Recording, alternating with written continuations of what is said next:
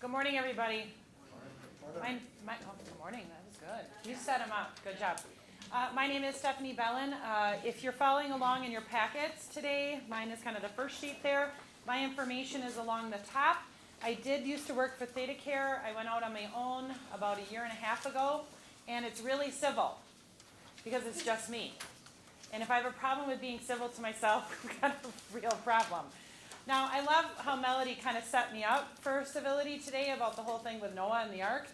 What I will tell you is, for me personally, if you know me outside of here. There's a couple of you who do. I'm not always nice. I don't expect people to always be nice. It is a work in progress. I will tell you that as I get older, I like people less and I'm less patient. Anyone else in that boat? Oh, good. We have some admitters. I like that. Now, if you're like me and you really feel that way, and this isn't a plug because I don't get any money back from this, but Scuba's on Wisconsin Avenue has a really great shirt. It says, "People, good morning." Morning. Oh, that was good. And there's a front row seat for you. Perfect. Says, "People, ... not a big fan." I sometimes wear that to civility just to see the reaction that I get from people. However, in terms of civility, because it's not always easy, and we do run into what I call frequent flyers sometimes, and not just people that we do see over and over again, but people that remind us of people that we see over and over again. My challenge to you is to keep and maintain the power of civility in the time between action and reaction. You have control over yourselves, and if you tell me you don't, I'm going to hand you a card for behavioral health or the employee assistance program. You do. You have an immense amount of power in between the time of action and reaction. That's where I want you to keep and maintain civility, and that's where I'm going to ask you to do most of the work, because sometimes it does take work because people can be annoying. With that said, I believe civility is based on two broad concepts: respect and regard. So I'm going to ask you, when we look at each other, do we judge? Yes or no? Yeah, what do we judge people on? Who said looks? Looks and appearance are almost always the number one answer. What else? Actions. Who said actions? All right, actions. What else? What? So words. Now, what's your name? Chris. When you say words, do you mean words that we actually say, or words that we put on paper, or words that we put in a text, or a tweet, or all of it? Yeah, all of it. So I love when someone actually shouts out this answer. Everything. We judge people on everything. This training is not designed to tell you to stop judging, because I think that's impossible. It's not designed to tell you that you have to like everybody. That's impossible. And it's certainly not designed to tell you that you have to agree with everybody. For me, civility is about saying, I may not like you, I may not agree with you. The thing I'm going to ask you to do is to respect people's difference and find healthy boundaries in this life to move forward. When we judge, I'm going to give you my first tips in terms of increasing that level of civility in life. This is not just about your workplace. In life, when you judge, I want you to ask yourselves two questions. First one, is your judgment based in true fact? Oftentimes we don't have all of the knowledge. We assume the knowledge, or we assume that we have the right and correct facts. And sometimes we don't go to the right sources to get those facts. Second challenge I'm going to give you, in between the time of action and reaction, I want you to ask yourselves, is this based in my personal experience with this individual? I don't know if y'all know this, but there's this thing in life called gossip and rumors and triangulation. Did y'all know that? Did you know that it happens in a workplace? Yeah, all the time.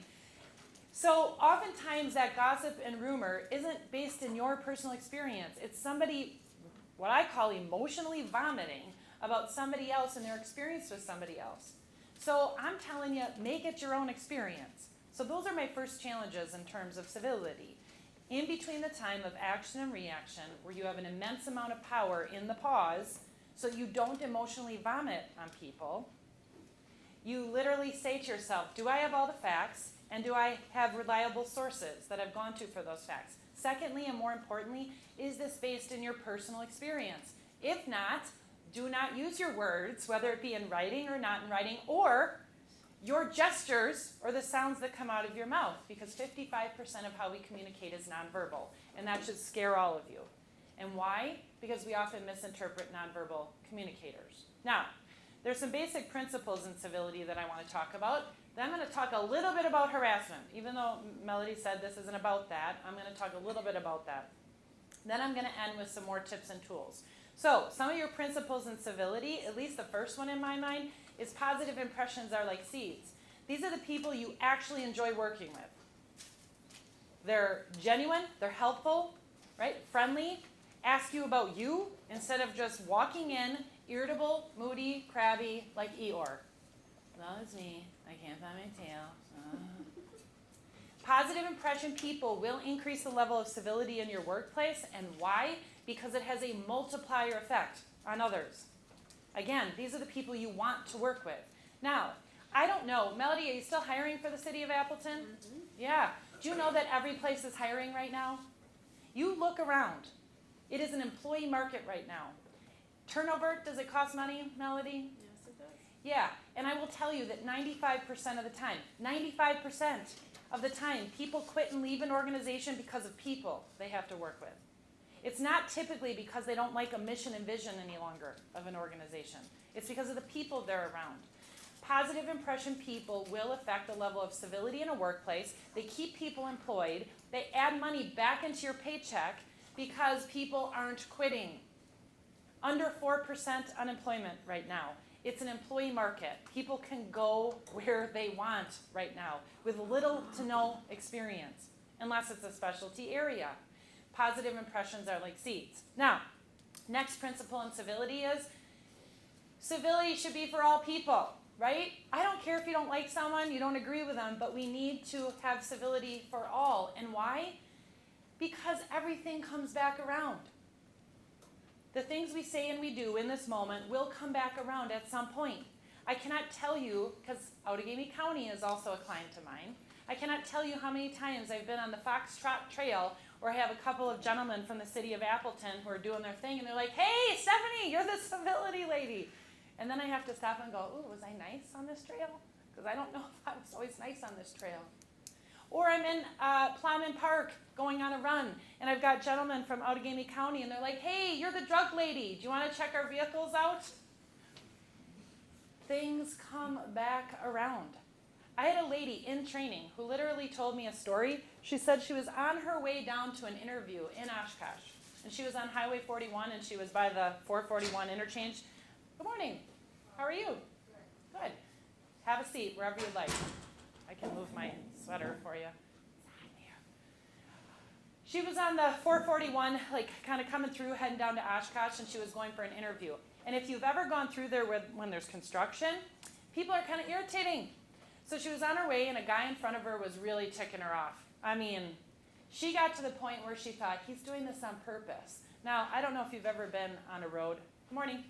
Lots of kind of seats up front if you want to come up front. I won't pick on you too much, I promise. So she gets an opportunity to get up next to this guy, and she's like, here's my opportunity. She rolls down her window, she flips him off, she makes a few faces, she gets in front of him and slows down, right, messes with him a bit, and then takes off onto her interview. She's feeling pretty good about this. You know where this is going, right? She gets down to her interview, has a really great interview with the HR person, walks into the second interview, and she's like, oh, I think the interview's over. Yeah, it was him. I will tell you that the things you do will come back around. And that's why civility is not just about your workspace and place. It's about the things you do at the gas station, the grocery store, and at home. And no, I haven't always been civil. I'm a person. And we'll talk about what we do when we're not so civil. So, civility for all. It will come back around. Now, another principle in civility is negative impressions are like germs, just like positive impressions are like seeds. I mean, I'm sure right now you can think of someone either you currently work with or you've worked with in the past that made your life miserable in a workplace. These are the folks that really do find themselves sometimes at the end of I like that you're laughing about this horrible person that you might be thinking about. It's good to laugh. Oh. I don't know if that was so civil, but yeah. It's okay. You're good? You're good with it? All right. So these are the people that cause people to quit. These are why people leave. These are the reasons that people file harassment claims, which, by the way, harassment's a law in this state. It's a law across the country. And it costs people money. I don't know if Melody, I don't know if we've ever talked about this, if you've ever had to go and defend any kind of harassment claim ever in any of your experiences, but I have had to for people that have worked in places I've worked, and it's not cheap.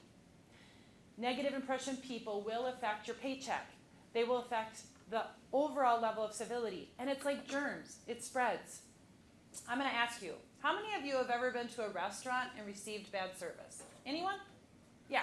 What happens when we get bad service? What do? Tell everyone. Who said tell everyone? I love that you said tell everyone. Because we don't just tell our friends, right? We tell our friends.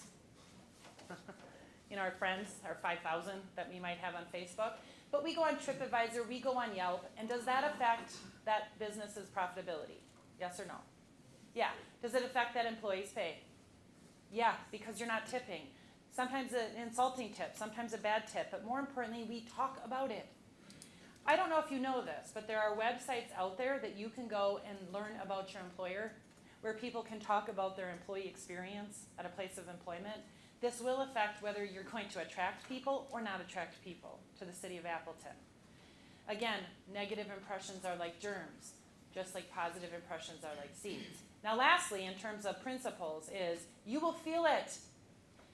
It does not feel good to be unkind, not civil, not nice, disrespectful. Now some of you might be saying, yeah, it does, Stephanie. It's good. I will challenge you that ultimately in the end it doesn't.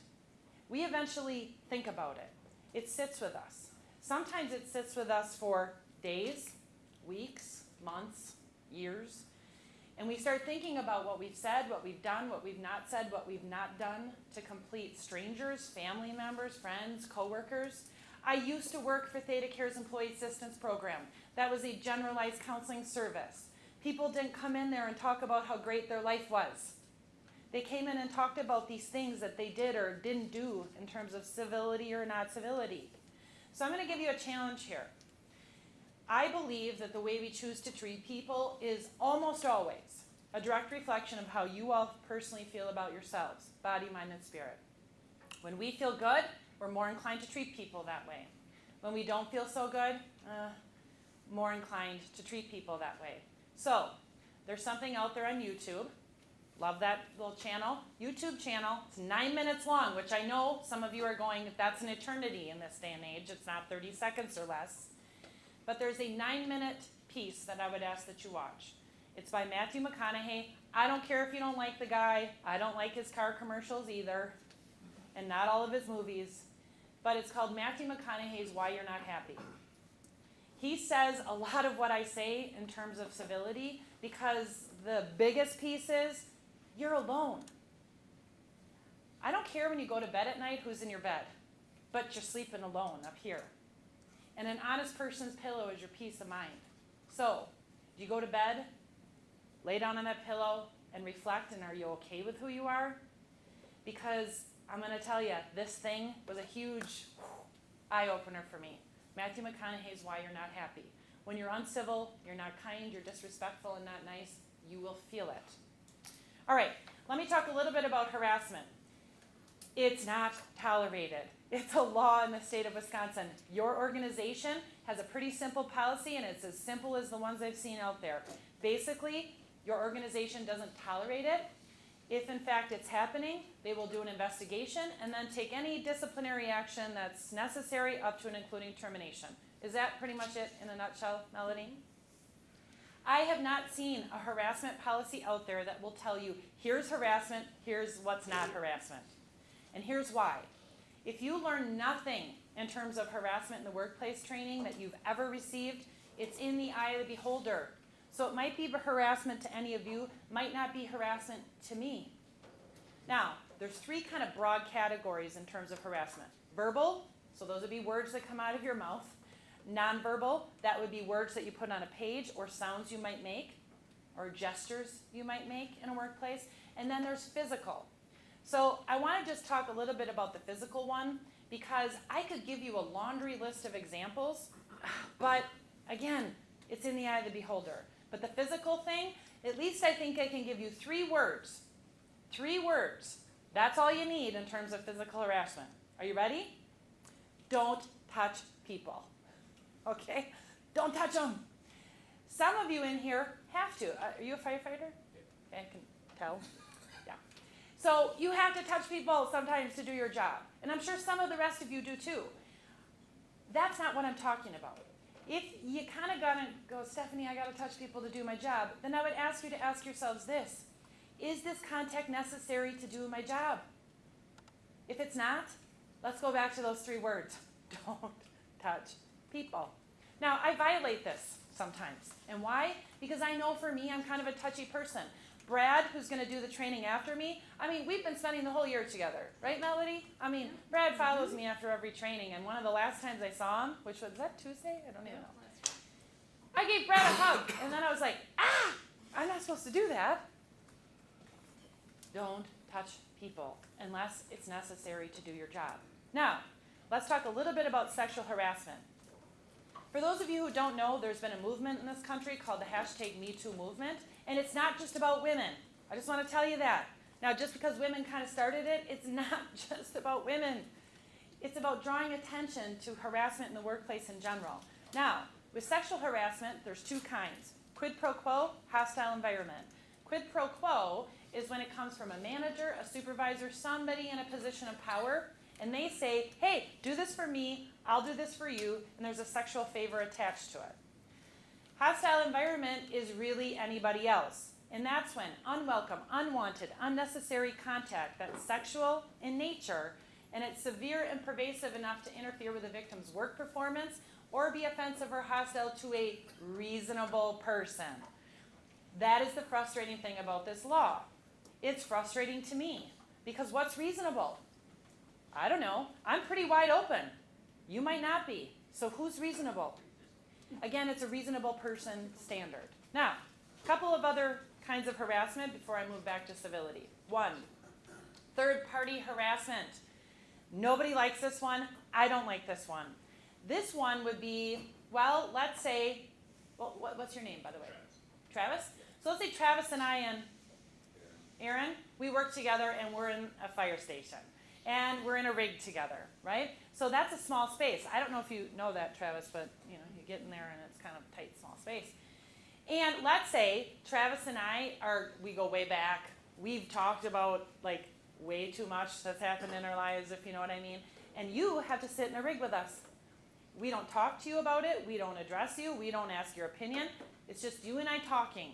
And we're talking about all those things we do at home with our significant others or spouses, right? Those things you shouldn't really talk about in the workplace. Then we move on to politics. Don't do that, right? We talk about sexual orientation. We just touch them all, but we don't talk to him. We don't ask him. We don't, right? The problem is he's in that rig with us and he can hear everything we're talking about. So you're affected by this. And maybe some of the talk that we're talking about is not comfortable for you.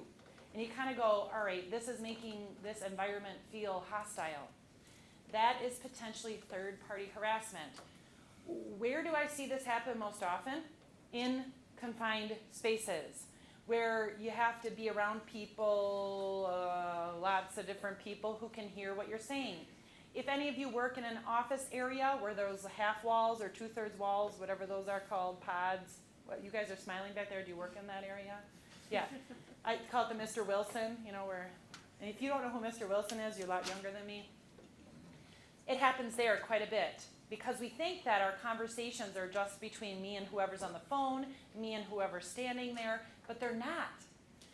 We need to be mindful of the conversations we're having where other people can hear you, even though you're not directing your conversation to them.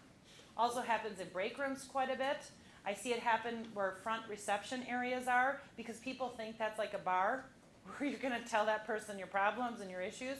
And trust me, ask any receptionist. They will tell you they've heard some interesting things up there.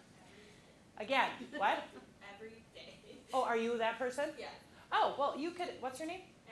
Allison. Allison. You probably have heard some real interesting things at your, Yeah. where do you work? I'm in the legal services. Oh, Allison, yeah, you probably hear a lot of interesting things. And people just kind of don't think about it. They just, right? They just let it out. All right, last kind of harassment I want to talk about is called non-employee harassment. Just because somebody's not an employee doesn't mean they can harass you and you can't harass them. I had a group, and that was earlier in the year, who they were summer people that actually worked in the park and rec area, where they would be the playground coordinator for activities. 18 years old, 17 years old, would have to deal with parents who would be coming and dropping off children and picking them up. And to the point where one of them was really, really concerned about a parent who was picking up a child and they might have been under the influence. And I think that was a pretty difficult and harassing situation. Again, you can't harass people who are not employees. They can't harass you. I'm going to give you one quick example before I move on. Now, I was doing harassment in the workplace training for a local city. It wasn't Appleton. I was in the beginning stages of my training, and I had a gentleman in the room. He raised his hand and he said, "Can I come up and stand by you?" Sure, this will be interesting. I mean, I couldn't have paid him to do this, trust me. So he comes up, he stands next to me, he puts his arm around me, and he says, "Hey, it's my birthday today, can I give you a kiss?" Now, is this a problem? Yes or no? Okay, what about it's a problem? I mean, it can be a problem, but what about it might be a problem? What parts? You don't want to kiss him? I definitely didn't want to kiss him. But yeah, that was implied, right? That there was a physical kiss that he was asking for. So now he's doing an exchange of what? A favor? And it involves a potential physical kiss. And you're right, no, I didn't want to kiss him. Any other problems with what he did? He did say it was his birthday, and what's your point about that? Is it your birthday? Right, does that matter? No, but it was a pressure, right? I mean, so he kind of used the fact that, hey, it's my birthday, I deserve something. Anything else in what he did? How about touching me? So again, I said, don't touch people. Everybody has a different idea about what personal space is. What about the fact that he did this in front of other people? Can that be a problem? Yeah, it can be a huge problem, because not only is that intimidating potentially to me, but it could be a problem for people who are watching this who have to work with him. So here's the long and short of what I'm going to tell you. I didn't have a problem at all with what he did. I did not want to kiss him. But my thing is I could have cared less. However, this was a perfect example of something where we have limitations depending on who we are in a workplace. So I said to him, "Now, wait a minute, do you know me?" I said, "Because what made you think that was okay to come up here, put your arm around me, touch me, and then say it's my birthday today, can I give you a kiss?" And at that point, he looked a little uncomfortable, and he reached into his pocket and he pulled out 2 Hershey Kisses. What, was that you making that noise? So what do you think about that? So now you thought it was kind of funny? No, but I think He thought it was, yeah. So for me, that was the only problem I had with all the stuff that he did, for me personally. I'm not saying in terms of the law of harassment. I felt like when he pulled out those two Hershey Kisses, that made it creepier, to be honest. I was like, this was premeditated. Like you had that plan all along. Why didn't you just pull out those 2 Hershey Kisses? So to me, that's when it got really kind of gross. And I said something to him later, not in front of people. But again, the reason I share that story is we all have different ideas about what's okay and not okay in a workplace, and that's what makes harassment really difficult. And what I'll tell you is harassment is the opposite of civility. When we have harassment in the workplace, typically we're not going to have civility in the workplace. So let me get back to some more tips and tools in terms of increasing that level of civility. By the way, any questions about harassment? Because if you do, you have a policy about that. You can certainly talk to anyone in human resources and or a manager or supervisor. What I will tell you is if you're not comfortable addressing it with somebody, please go to somebody who can do something about it. Manager, supervisor, HR person. Okay, back to civility. Again, the things I'm about to share with you, I'm going to ask that you don't just think about this in terms of your workspace and place. Civility is what we do everywhere. And I don't know if you all know this, but you deal with the public. Did you know that? Yeah, so it's not just about this space and place with the people you work with. First thing, bake a bigger pie. So what do I mean by that? I have worked in many workspaces and places where people come in, they just focus on their piece, and they leave.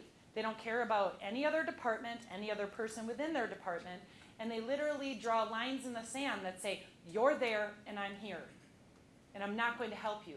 They say things like this, well, that's not my job. That's not my area. That's a shipping problem. Oh, what fire station are you at, by the way? Station 5. Station 5. Oh, that's a Station 5 problem. I'm at 6. And I'm not saying that happens within the fire department. You know what I'm saying, though. Sometimes these lines that we draw in a workplace aren't even lines that are on a piece of paper that show a structure of an organization. Sometimes these lines are over stupid things, like a break room, or a chair in a break room, or a parking spot, where I say, you're in my spot? I literally had a girl tell me after training, not with the city of Appleton.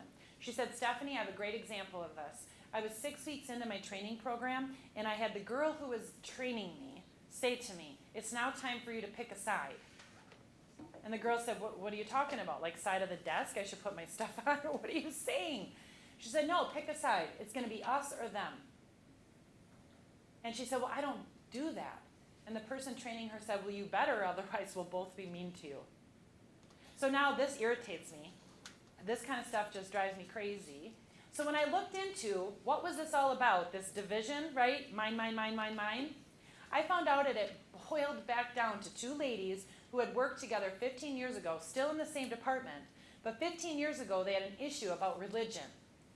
They had different ideas about what religion should be, and they could never come to terms of healthy boundary. Not asking you to like it or agree, but they can never come to a point of healthy boundary. And they started to divide, and they started to recruit people for their side. They started to then do things to sabotage each other.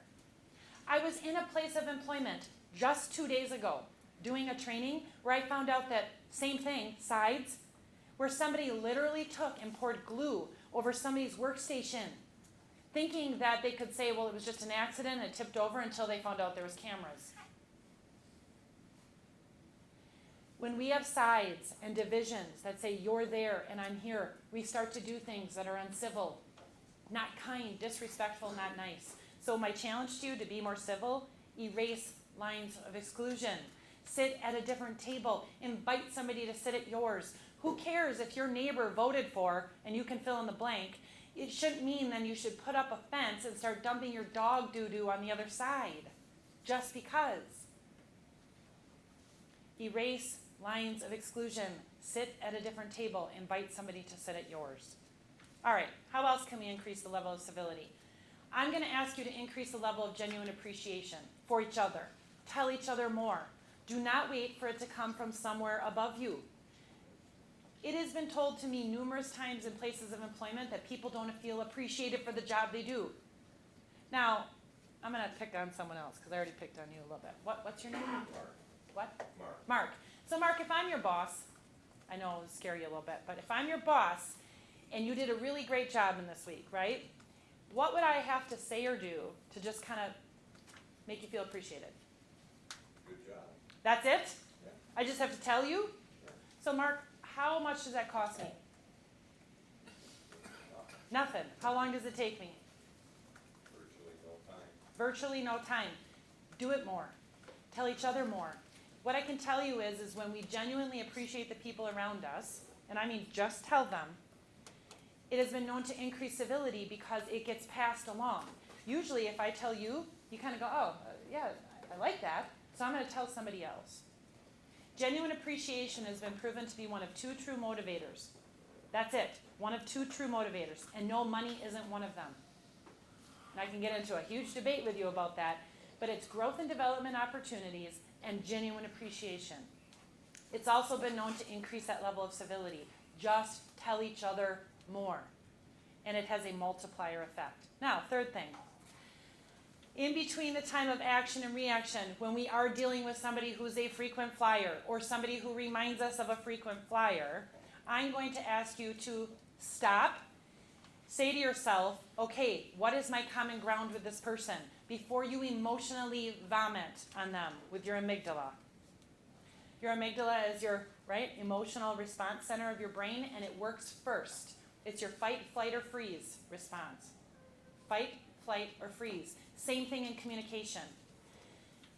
What I would ask that you do and stop before you say, do anything, and ask yourselves, what is my common ground with this person in this space and place? Because you have it. Ironically, I don't know if you know this either, but your common ground is you're all doing the same job. You are people serving people. That's your common ground. Whether you're out there or in here, whether you work for the city or you don't work for the city. So my challenge to you is to seek out common ground. You have it. And please never say these words. It's not my job. That's not my problem. That's not my area. That's a Fire Station 5 problem. That's a DWP? Is that how you say it? DPW. DPW. That's a DPW problem, or that's a Park and Rec problem. What is your common ground? Your common ground is we're all doing the same job. We're people serving people here and out of here. All right, 3 last things. 1, we forget empathy when we start dealing with somebody who we've dealt with before. Now, I think Melody mentioned the whole Narcan thing, and I know that's pretty sensitive for people in this room. I can tell you that Gold Cross Ambulance is one of my clients, and I've asked them, all of them, how many of you have Narcan the same person in the same week? What would you say the percentage of people that raise their hand? What? All of them. What percentage do you think, when I asked how many of you have Narcan the same person in the same day? Roughly, what do you think the percentage is? Way more. Roughly half. So now sometimes we start to go, and I'm not just talking about a Gold Cross ambulance driver who's dealing with somebody who needs to be Narcan. I'm talking about frequent flyers that we see and people. We forget empathy. Sometimes we forget that the people or person that are right in front of us are dealing with something outside of you. And they normally are. Normally their outward behavior is not because of you. Now that's not an excuse for poor behavior, because you are the only one that you can control. So my challenge to you is to find cognitive restructures and empathy, things that remind us that the person in front of us might be dealing with something outside of that moment. Now I'm going to give you one that I like to use for me because it's saved many people from me. Not so much my family, but other people. It's called the Cleveland Clinic Empathy Video. It can be found out on YouTube. It's like 5 minutes or less. And it shows a man being pushed in a wheelchair through the Cleveland Clinic. And every single person he encounters, he gets to see what they're dealing with in words scrolling out of their head.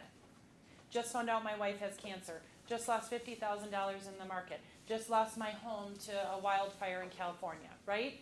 Those are the things we don't necessarily know about people because we don't have time to find those things out. So, my challenge to you, in between the time of action and reaction, judgment and action, I want you to find something that will cognitively restructure and remind you that we're all dealing with stuff outside of this moment.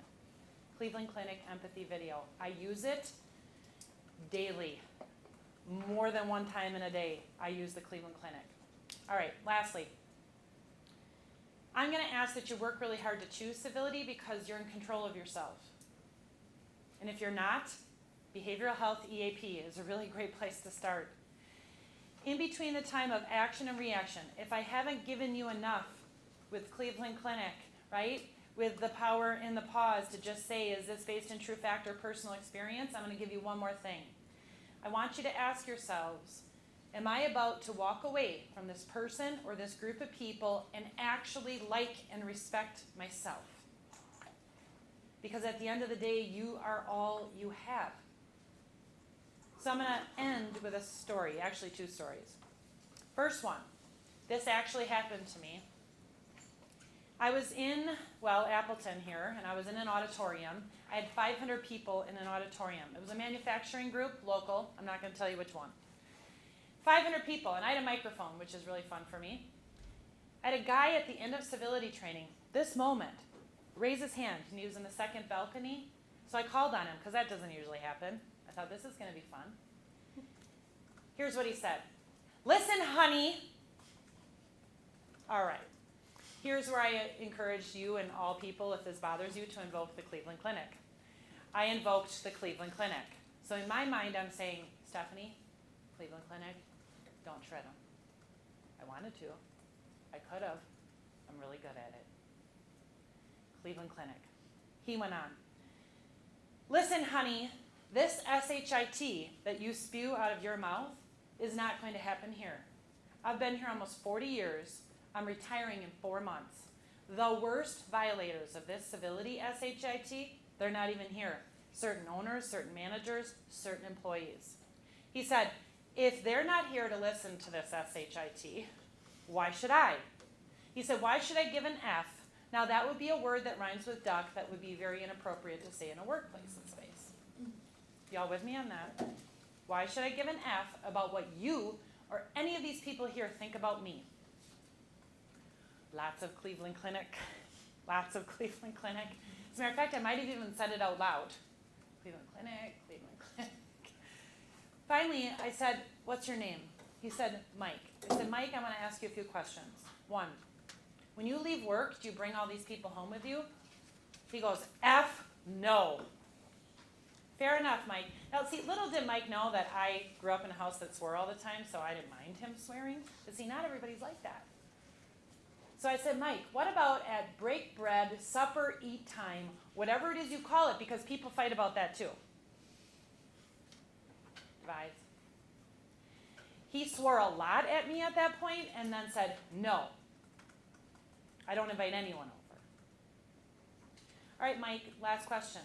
When you're laying on your pillow to go to sleep, whenever that is, and you start reflecting on your hour, your day, your week, your month, your year, who you are, how you've treated people, can you honestly say, Mike, in that moment of reflection, that you actually like and respect yourself? The next minute and a half was really fun for me, and I know this is kind of sick, but I loved that he just sat and stared at me. And I sat and stared at him. And 500 people were staring at us. Now, I don't know why that was fun for me. It was. Because I'm like, I'm not saying anything now. Mike sat down, and he said this. I never thought about it like that. Stephanie! Cleveland Clinic. I again had to invoke the Cleveland Clinic. So now I'm talking 3 times invoking the Cleveland Clinic in a matter of 1 conversation. Because I have to go home with me. And how would this have helped make my point about civility?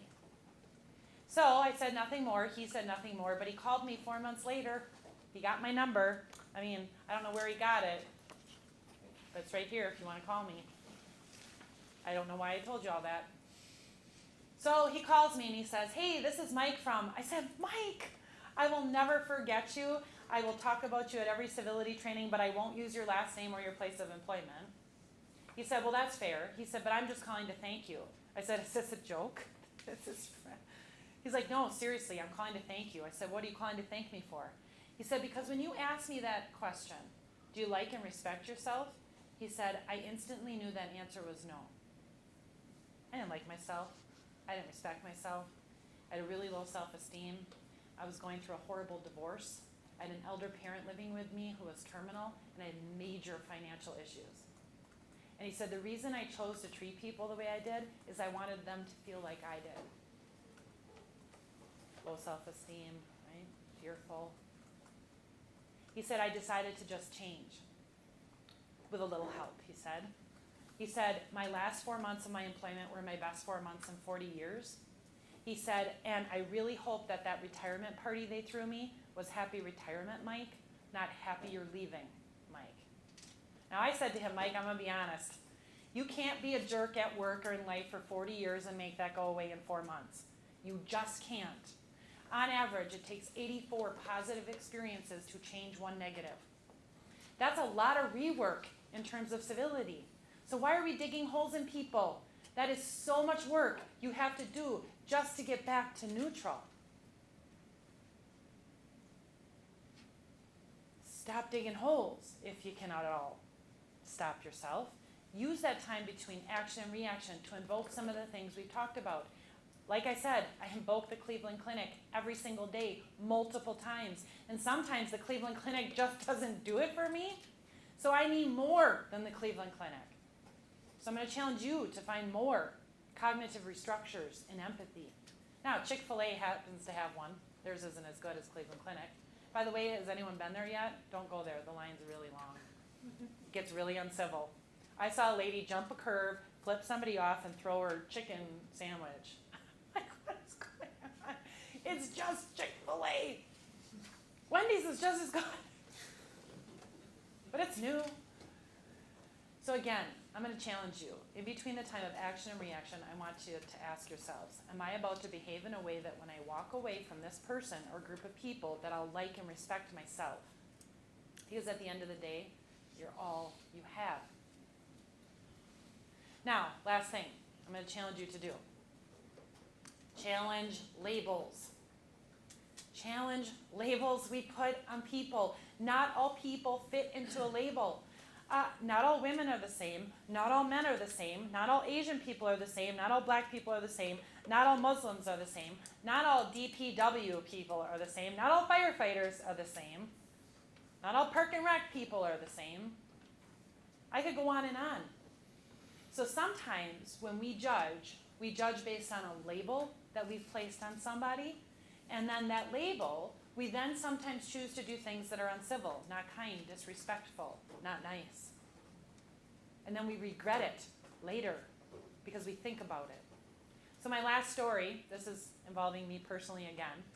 I was on Highway 47 and I was going over the 41, highway, and I was heading to Quick Trip. Just so happened that the light, I had to stop, and there was a really cool pickup truck kind of in front of me and to my left.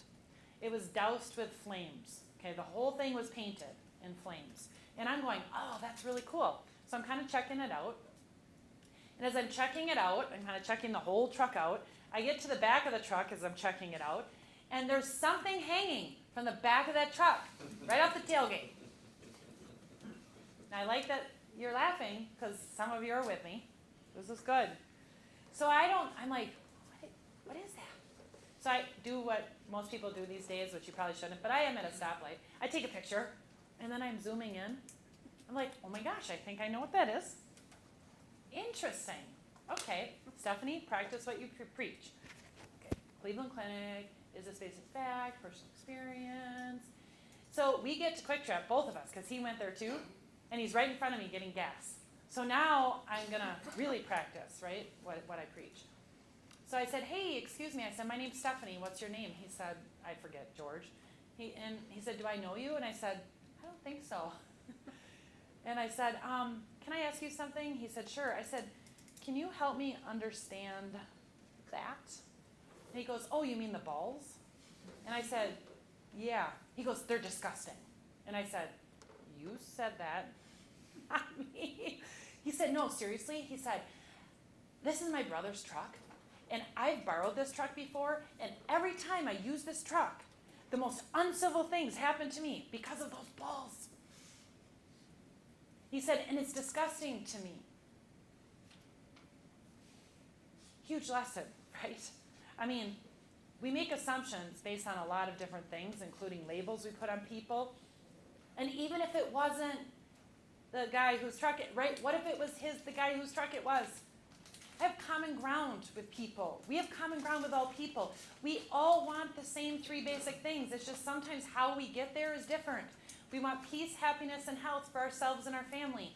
I would have had the same conversation with the gentleman if it was his truck. Like, help me understand that.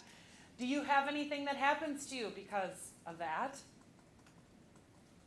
So I'm going to challenge you to challenge labels. If you want to increase that level of civility, really work hard at knowing the facts. Is this personal experience? Invoking some good cognitive restructure and empathy. Asking yourselves, am I about to behave in a way when I walk away I'll like and respect myself? Because ultimately, it's up to you. You have a choice in civility. Really important time, power in the pause. And you're all here doing the same job. as everybody out there. We're just people serving people. Okay, any questions, comments, thoughts, concerns, anything you want to talk about? Nothing? Okay, well, I appreciate your participation and your time. One more thing you should have within your information, it's a white sheet that's sitting in front of you. It's an evaluation, so basically it says each presenter, what you liked, what you didn't like. If you could take a little bit of time to fill that out. Melody's going to ask that you do that after each presenter so that they get information that's helpful to them. And my information is along the top of that sheet. If you want to call me, don't. No, feel free to do so. Brad's up next, so you guys are in for a real treat, so thank you. Okay.